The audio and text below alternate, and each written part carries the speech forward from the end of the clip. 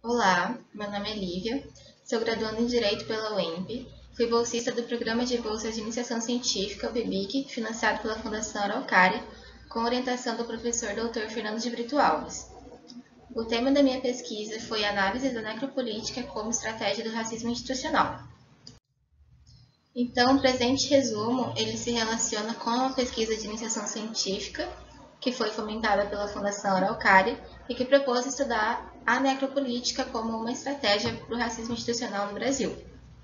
Então, essa pesquisa ela se inicia a partir das reflexões do cotidiano brasileiro e da vivência das pessoas negras no Brasil. Sendo o Brasil um país colônia que já escravizou as pessoas negras, então se torna necessário estudar quais são as consequências que perpetuam até os dias atuais para essa população. Porque mesmo após a abolição da escravatura, os ex-escravos e seus descendentes, eles não tiveram políticas públicas de integração na sociedade, então foram relegados às margens da sociedade pelo Estado brasileiro. Com relação às leis, o Corpo Normativo Brasileiro ele contém legislações e princípios que buscam mitigar os preconceitos no país. Com relação aos preconceitos raciais, a discriminação racial, principalmente o artigo 5º, no inciso 42 da Constituição Federal de 1988, que está presente a discriminação racial como um crime inafiançável e imprescritível.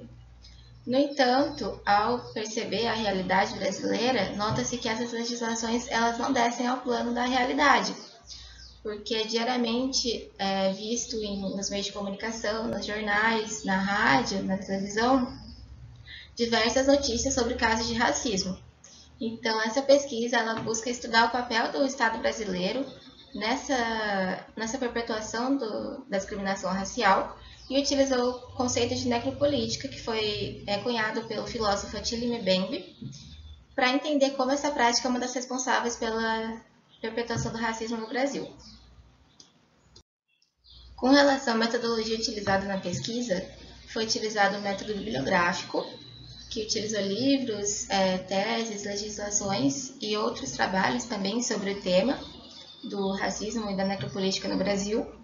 E também, aliado ao método bibliográfico, foi utilizado o método dedutivo, que partiu da premissa geral do racismo institucional no Brasil para chegar à premissa menor, que estudou sobre o Estado brasileiro utilizando necropolítica para perpetuar a discriminação racial. Além disso, a pesquisa ela contou também com o auxílio de dados oriundos de institutos de pesquisa para enriquecer e chegar ao resultado mais imparcial possível. Então, a partir da análise sociológica e cultural do Brasil, utilizando a metodologia abordada, entende-se como o racismo institucional ele se firma no país, levando em conta o período colonial, no qual a população negra ela foi escravizada, e depois foi negada a ela qualquer forma de integração digna na sociedade, restando então as periferias, as mazelas sociais e condições subhumanas de sobrevivência.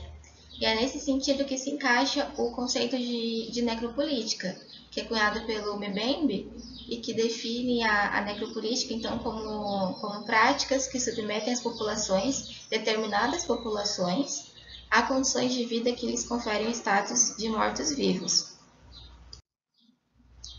Então, o necropoder seria o deixar viver e fazer morrer, através de uma atuação direta do Estado.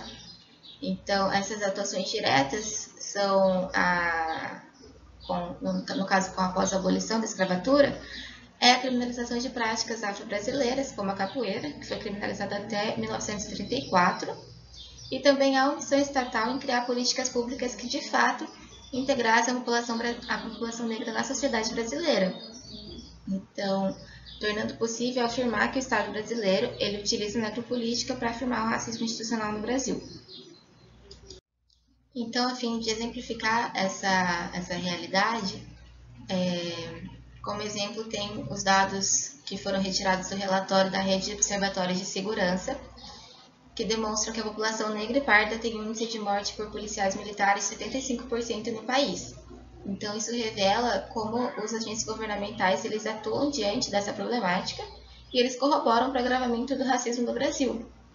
Então, apesar de termos presentes no nosso corpo normativo brasileiro a criminalização do racismo né, bem como o caráter de crime inafiançável e imprescritível, no artigo 5º, conforme já dito, além de haver também a existência do Estatuto da Igualdade Racial, vigente pela Lei 12.278, que postula que elenca diversas formas de combater o racismo no país, essas leis elas não são efetivas o suficiente, demonstradas por esses casos, por conta de que a população negra e parda é a que mais morre, é a que é mais pobre, é mais afetada pelas condições de pobreza, o que demonstra que as leis não são eficazes o suficiente para combater a mazela racial brasileira.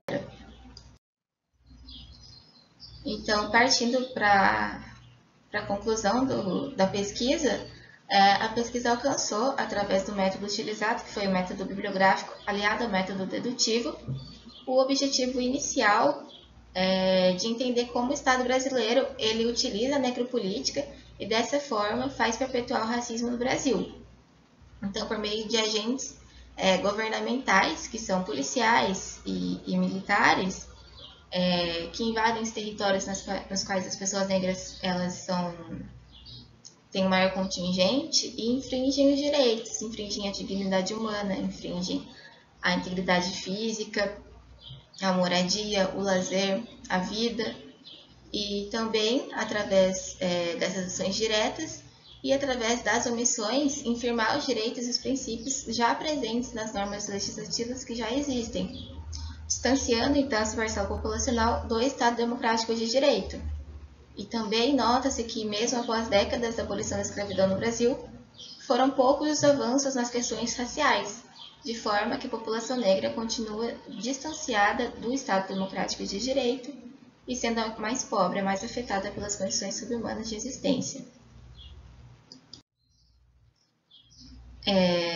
Os agradecimentos, então eu agradeço a oportunidade de, logo no meu 2º ano de graduação, eu já poder ser bolsista, ter o privilégio de ser bolsista e aprender muito com isso. Agradeço à Universidade Estadual do Norte do Paraná e os seus docentes por tanto se empenharem em manterem os programas de pesquisa para os alunos da graduação. Agradeço também minha rede de apoio, minha família, os meus amigos, companheiros, que me incentivaram a continuar na pesquisa. Agradeço a minha avó Flávia, que já não está mais presente conosco, mas que sempre me apoiou, me deu o maior suporte possível. Agradeço também o meu orientador, professor Fernando de Brito Alves, que me auxiliou durante toda a pesquisa, direcionando ela no melhor caminho possível. E, por fim, eu agradeço o fomento financeiro da Fundação Araucária, que é responsável por fazer ingressar diversos graduandos na iniciação científica, aprimorando o desenvolvimento crítico e científico na graduação e na pesquisa paranaense, contribuindo não apenas para o estudo da comunidade acadêmica, mas também para a sociedade com os programas. E é isso, aqui estão as minhas referências. Agradeço a todos por assistirem e prestigiarem a pesquisa. Obrigada.